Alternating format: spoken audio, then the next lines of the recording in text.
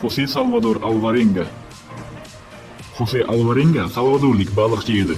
2012-yil 17-noyabrda u o'zi hech qachon birga ishlamagan Ezequiel Cordoba ismli yosh baliqchi bilan professional baliq ovlash safariga otlandi. Ular Meksikaning janubiy Chiapas shtatining Tinch okeani sohilidagi baliqchilar qishlog'idan yo'lga chiqishdi.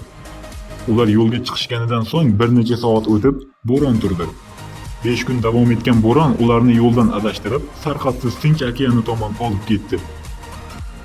Alvarenga o'z xo'jayinidan kema radiosi orqali yordam so'rashga urindi.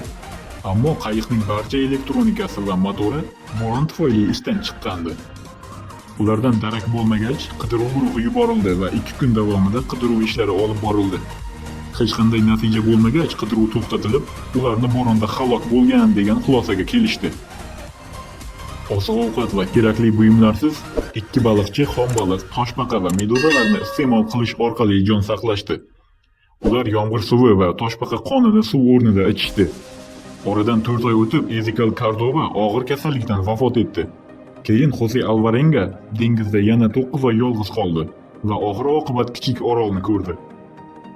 Qayiqni tashlab qirg'oq tomon suza boshladi va u yerda mahalliy oilani uchratdi.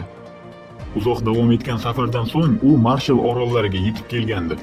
Hisob-kitoblarga ko'ra, Jose Alvarenga 438 kun davomida 11,000 kilometrdan ortiq masofani bosib o'tgan ekan. U 1 yildan ortiq vaqt davomida dengizda kichik qayiqda omon qolgan tarixdagi birinchi odamdir.